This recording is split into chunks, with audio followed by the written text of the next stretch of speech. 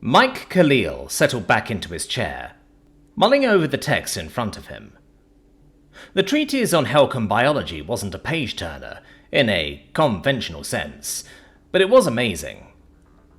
While the Helcom seemed to bridge the gap between humans and Shilvanti in physical appearance, the resemblance was purely superficial. Internally, they were exotherms, which put humans and Shil far closer to one another, with the Helcom a distant evolutionary convergence. It was fascinating, and one hell of a way to spend his downtime. Life on Shil as the prince's personal physician had given him all the opportunities he'd been promised. The prince was frequently away on long trips from the capital, and when he returned from his family safaris, his injuries tended to be largely superficial. One of his first tasks had been to bring the medtechs travelling with the prince up to speed on human physiology. They could treat and stabilise all but the worst injuries, and bring him home for intensive care and therapy. Of course, that was the story. The wounds from some of the prince's hunting trips tended to be laser burns instead of anything made by nature. Making that detail go away was also a part of his work. Thankfully, it was infrequent. Living on the top floor of the Prince Ardava Royal Hospital with his wife Elise, he'd been rescued from the life of a senior physician on Earth. The career path for a doctor of his experience almost invariably led to working in administration. Privately, he'd hated that, but after landing a slot as county medical examiner, it had just seemed inevitable. Every day took him farther and farther from what he loved best, spending time with patients. Then the Shilvanti arrived on Earth, and the inevitable went out the window. When the job referral came his way, he hadn't believed it, but he'd applied anyway.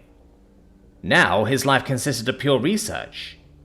He and his staff were doing something to really help back home. Instead of being stuck on the sidelines trying to catch up with imperial medicine, he was sending papers home to his colleagues, delving into treatments applicable to human physiology from all over the Empire, and treating the prince for occasional claw marks. Mind you, when the prince was away, it made for relatively easy days. Another half hour, and Ellie's yoga class would be over, and he could knock off. As an experiment of hers, it was steadily gaining popularity with the Shil, and she'd even been thinking about importing. The emergency tone on his omnipad screamed, and he snatched it up. "Khil?" A requirement of the job had been living at the hospital, and while he'd only been called in the middle of the night twice, on call meant on call. But with the prince away... The voice on the other end of the line spoke briefly, and he nodded. "One human, male, inbound by shuttle. Got it. Get me his blood type if you can. Call June, then alert the trauma team. I'll be there in 5. He was already on the way out of his study. Shilvanti medevac shuttles were everything you could want in a smart ambulance, but only if the paramedics knew what they were doing. With another Shilvanti, that wouldn't be a problem. With a human... While there was an increasing number of human merchants passing through, being generous, the actual human population living on Shil wasn't even marginal. It wasn't exactly a place expats could afford to settle down. The shuttle was 10 minutes out. He'd know what was going on soon enough. Deshin hadn't had the time to get upset. Not until the shuttle ride into the capital. As the muted roar of the engines filled the cabin, she tried to keep out of the way, watching in growing horror as 3 paramedics poked and prodded at the professor. He looked awful, and while they were checking his wound and calling information ahead, they gave up on anything more after only a few minutes. They didn't have the right fluids, and even then, there'd been a spirited argument between the 3 women about what to administer. Normal treatments could cause more harm than good, and too much of anything could pop the clotting. That was when she gagged and started turning puce. At least one of the techs had given her a wet cloth to clean the blood off her cheek. She hadn't even realized, and the cloth came away in streaks of blue and red, and a purple that was a mix of both. She looked down at her clothes absently. She was covered in it. It didn't seem real. Another reached over and held her hand, and she'd taken it gratefully. Tom was hardly breathing, and his normal pink tinge was gone. He looked so white. Medical shuttles had priority over any other traffic, and she knew they were screaming across the skies, but the ride felt like an eternity. When it came, the landing was almost a shock. 2 of the medics were out the ramp almost as soon as the skids touched down. The whine of thrusters filled the cabin, a moment before the scent of hot exhaust filled the air. She had a glimpse as a group of Shilvantian humans whisked Tom's gurney inside as she climbed out of the shuttle. "Miss, there's another flight coming in, and we need to clear off the pad now." The tech who'd held her hand paused in cleaning up and nodded towards the doors. "Just head inside and ask for the waiting room. They'll want any information you can give them." Shalea wound through the labyrinth of corridors. Hospitals were always the worst, but at least the nurses had been able to help. Telling them she was there to see a human patient narrowed things down immediately. Mavez sounded just short of panic on the call. Minutes into the call, she understood why. It was just like Chanda, all over again. From what she'd overheard, it sounded like Miv had been sent back to her apartment and had someone there with her. Voices in the background seemed to be shepherding her around as she got herself together. It could be hours before she could get to the hospital. Shalea was only 30 minutes away. She'd been wrapping up the last class of the day before the break when the call came. Korean Tori was 25 minutes away from the hospital. She'd gotten an autocab in 15. It had all gone too fast for her to worry. The feeling of dread was there, but she pushed it aside. Miv was so much brighter, but she felt things too deeply sometimes. Leia had been raised all her life to face life's practicalities. Losing their husband had been the worst of it, but hardly the only time. As she made the waiting room, it was empty, but for a nurse sitting at his booth, and a girl huddled miserably in the corner chair in an academy sweater. Miz said she'd been sent on the shuttle. That would be Deshin. Leia made her way over. The girl looked up with wary apprehension. "Are you with the hospital, ma'am?" No, my name's Shalea. I'm the co-lipabrine of Professor Pelavon. She's on her way, but I live a lot closer." The girl looked like a frightened Palva, and she moved to sit beside her. "Are you all right?"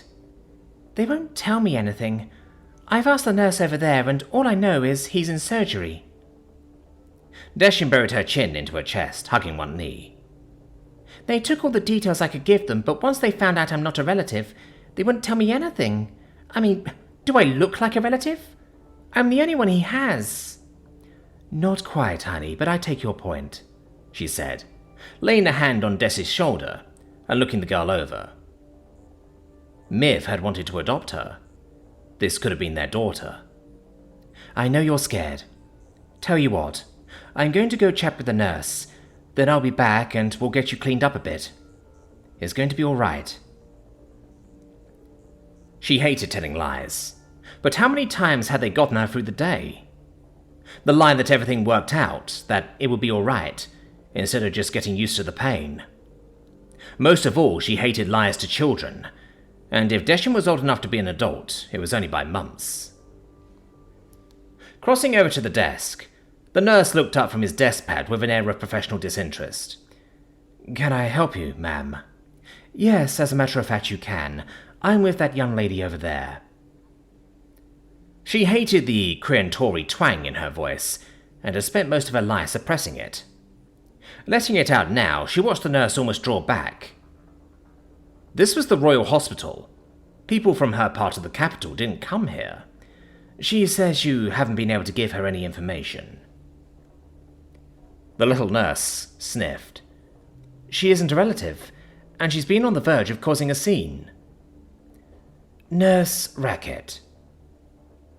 She made a show of leaning down, to eye up his name tag, and let her accent dive right in. "You have a patient here, Tom Warwick, and unless you have any other humans, that means you have my fiancé in surgery, and I'm his nearest family in 10,000 light years. Now, I know you probably don't have any news yet, but you've left that young lady sitting over there covered in blood. So you're gonna get up off your scrawny little ass and help me clean her up, or by every goddess, you are gonna have a scene." Scifi sat at the back of the family sedan as they dove for home and gritted her teeth. She understood she was under an order of secrecy. That was the whole point.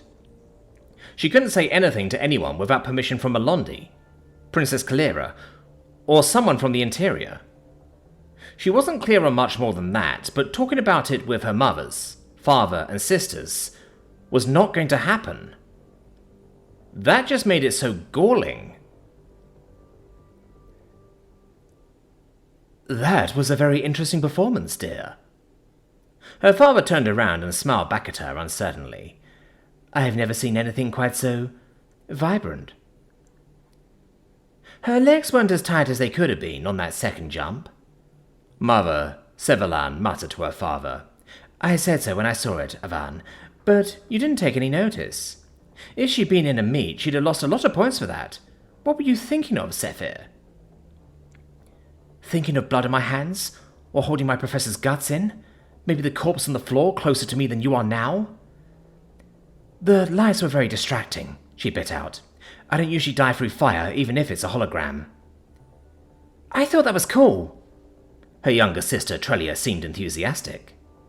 She'd been running her hands over Sefir's scarf for half the trip back, when she wasn't tying up the ones for her parents. It was a fair bet that she was already rating her chances to make it disappear before Sefir went back to school. Right now, she was too tired to care. "She certainly made a splash." Sulin, her birth mother, chuckled.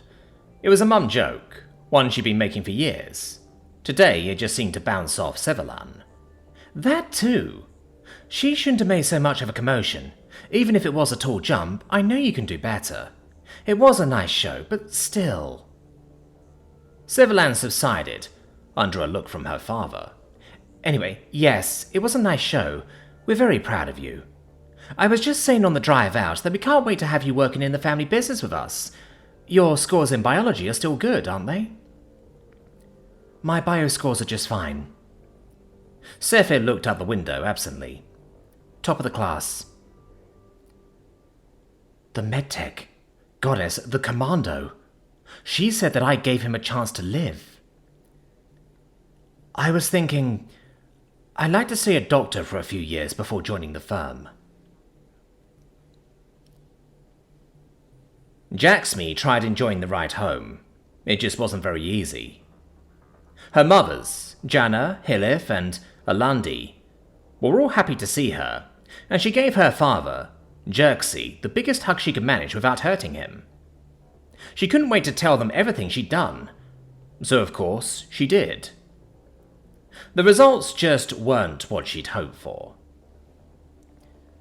"Of course we love the scarves, they're just lovely. I'm just saying that it doesn't sound very sustainable," Hilif said. "She's right, antiquities are the way to go," Jana chimed in. "It's not like anything is getting any younger, and there's always a demand for something if you can market it well. Not that it doesn't sound like you've done a fine job. I can see a niche market for this." "And clothing. It's not exactly the family line, is it?" Alandi pointed out. "This silk. You shouldn't even get it wet, you say. How does that go with swimwear? I know your uncle can be very persuasive, but have you considered the opportunities in the Rakiri markets? Jana made a killing there auctioning a set of antique ceremonial bone flutes we acquired from an estate sale. It's much closer to Earth, too. You could be home all the time. Wouldn't that be for the best, Jerksy?" Jacksme could only see the back of her father's head, but he canted his head in thought for a moment.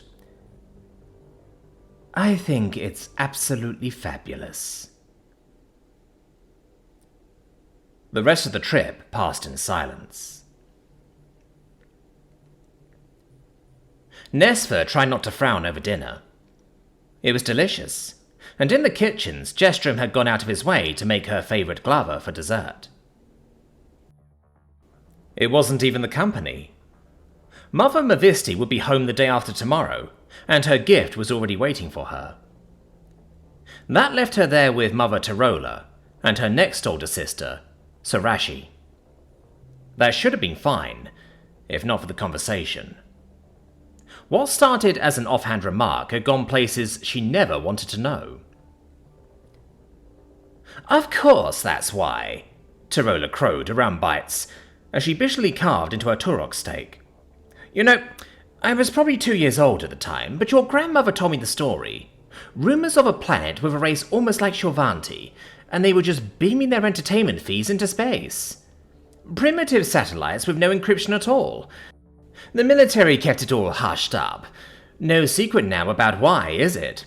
So some bright girl got a look at their entertainment feeds and slipped your grandmother a copy. Then she dug around with her contacts, never could put one past her, and slipped gifts into all the right hands. Next thing you know, we had a back channel to any human entertainment the military let slip our way, and after the conquest, it was like being handed a platinum mine." Nesfer felt her stomach roll. "So, we've just been remaking human entertainment for the last... how long?" "Including the pre-conquest material, about 30 years now," Sarashi said smugly. "Why do you think Mother Mavisti feels you're throwing your life away wanting to be a writer? Outside of the newscasters, we haven't paid for our writing staff in decades." "But why?" "Why pass our free platinum?" Tarola chortled, and gave Sarashi a wink before swigging back her drink. "It gets us around the Imperial Ministry of Culture. Oh, we have to make those dreary historical dramas all the time for cultural posterity, but anything useful out of an unincorporated planet is fair game. No copyrights, cuts costs for the whole staff on every show we make. The only thing we have to pay real writers for is to change anything that doesn't make sense and pay chintzy royalties to whichever dolt we tap as the writer." Tarola leaned over her steak and leered. "Salaries for a writing team, directors, producers, it all goes right back into our pockets." "It's not like this is an opportunity that comes along every century. Look at the family records," Sarashi sniffed. "We republish reams of Helka material, but couldn't use anything Rikiri at all. Much less some of the other races, but humanity has been lining our pockets." "Ha!" Her co-mother guffawed, and slammed the palm of her hand on the table. "We've been strip mining the planet and haven't touched a single rock." "Mother's right. You ought to rethink this whole writing business," Sarashi said, dabbing a napkin to her tusks. "It's just pointless. Anyway, why were you asking about Penga, Masaf, and the Curious Clue crew?" Nesfer felt a pit of inexpressible anger bubbling inside her like a thermal vent, and took a bite of her glava. No wonder Liam got all worked up over Penga when Aku explained it. A stab of jealousy at the twins ran through her, but it came and went. Parting from R'hllor had been bittersweet, but a lot more sweet than bitter. Not like this. "It's nothing." The glava tasted sour on her tongue. "I was just curious." "No call for a writer? We'll see about that." Khil tossed her omnipad down on the counter and looked around her tiny apartment. "Home again," she sighed. A whole week alone to edit her material, and no homework in sight. With a little luck, she could get caught up, even ready a first draft, depending on how she wanted it set up. 2.5 more years seemed like an eternity, but at least the bank confirmed she was still getting paid. Could she even use yesterday's material? Okay, she had Melondi's approval. Goddess's tits! Her Royal Highness Kalira was her study buddy. They posed in bikinis together. Could she use that? The silence of the apartment seemed uncomfortable now. All these past weeks it had been nothing but the other girls. Schoolwork, study groups, movie nights. At first it just seemed like the lack of privacy was going to make her insane. Now, she missed it. It was too quiet. Her omnipad pinged. She snatched it up in case it was an update on the professor. Goddess, if he died... It was Gumbri. Again. This May 6, just since they left the school. What was she going to do about the girl? Alright, she was funny and fun, and she was clearly into boys too. Watching her ogle Liam and Aku at the Academy Social proved that much. But she likes me too. A lot. How do I even feel about that? Women were supposed to find a boy and get married, and settle down, and add another wife or three after a while. It didn't go the other way around. Not usually. There was almost a 1.5 year difference in their ages. That meant, well, not a lot. She ran her eyes over the message and bit her lip. Today was all too much to think about. Hey, Bree, been in a gun battle and sword fight over a princess. Yeah, no. Even if she could say it without being locked up by the Interior, no one would believe her. Can't talk in an assassination attempt? Seriously, no. She couldn't ghost Bree. That wasn't right. But what was right? What did she even want?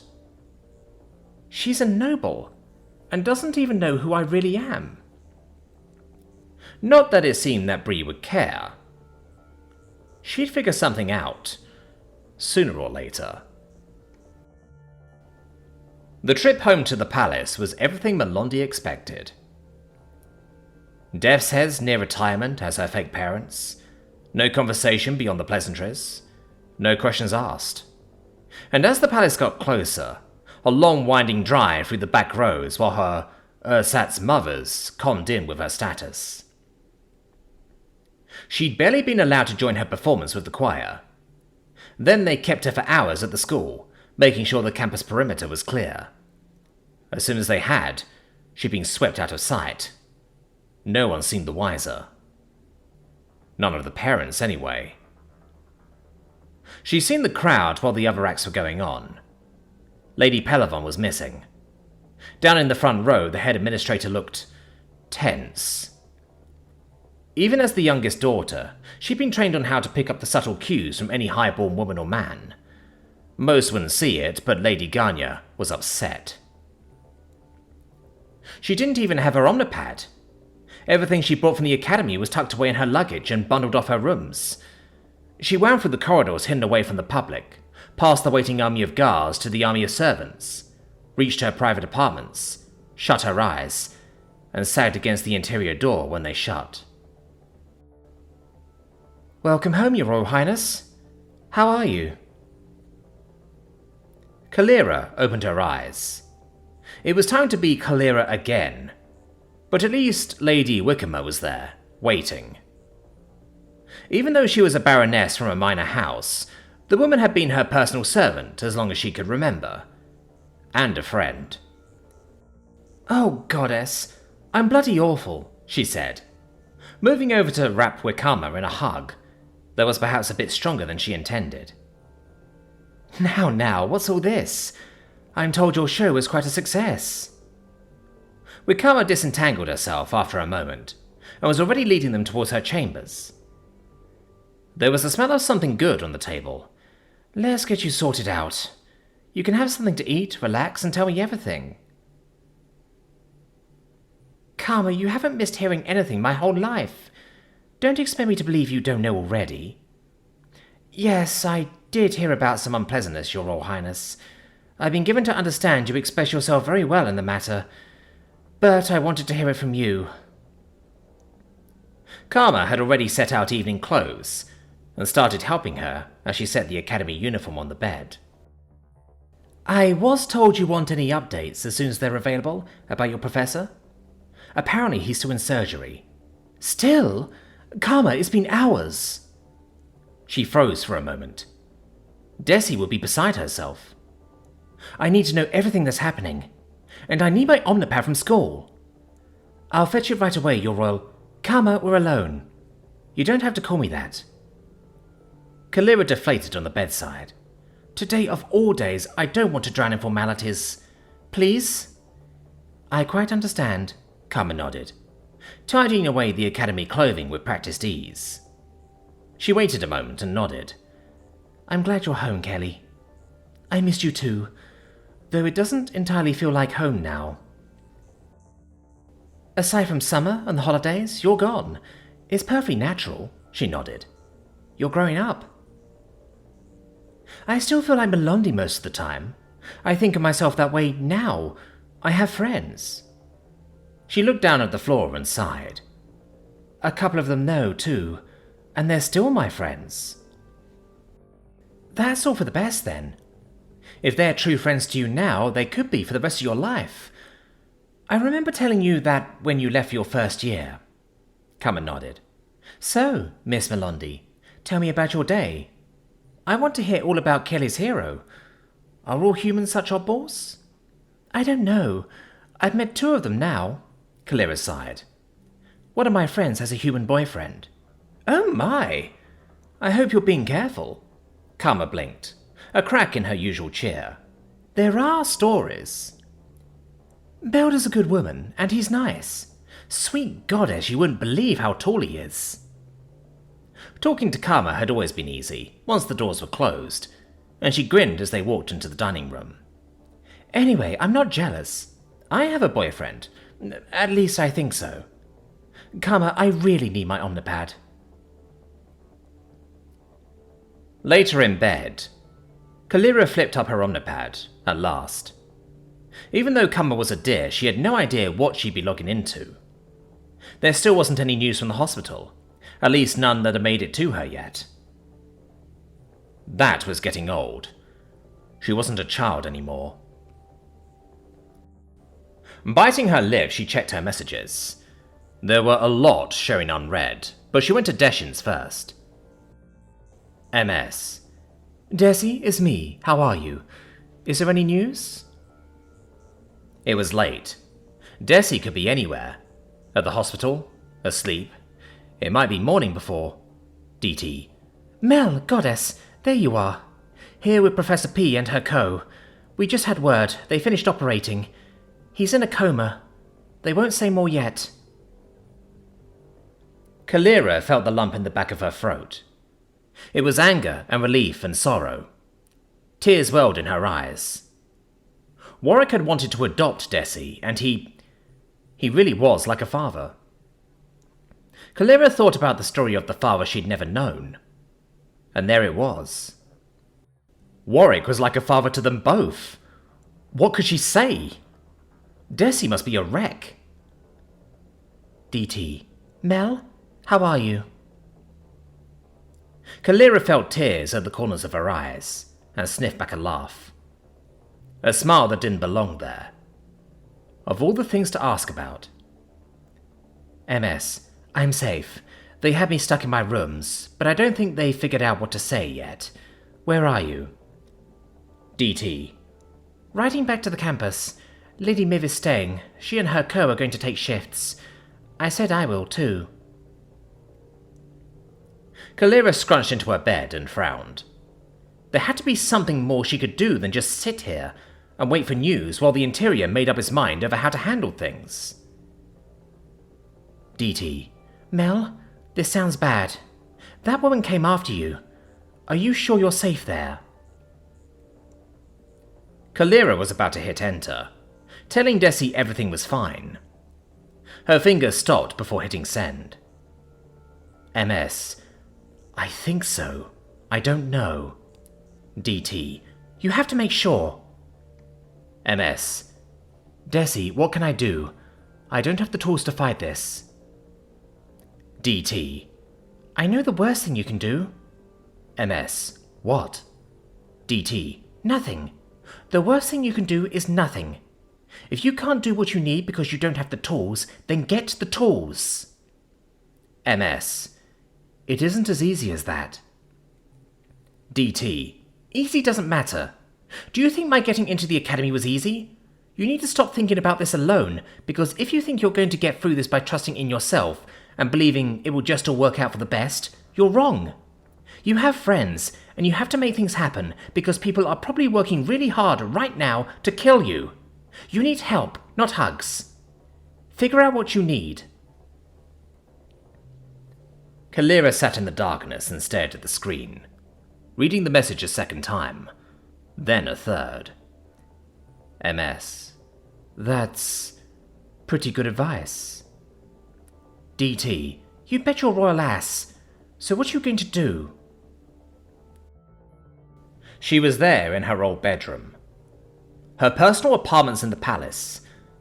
On Khil, in the middle of the Imperium. With Mother Off-World, I should be the safest person in the universe right now. Why don't I feel like it? What am I going to do? MS. You remember your favorite opening move? DT. Dev's head to E5. Why? MS. I need to make a call.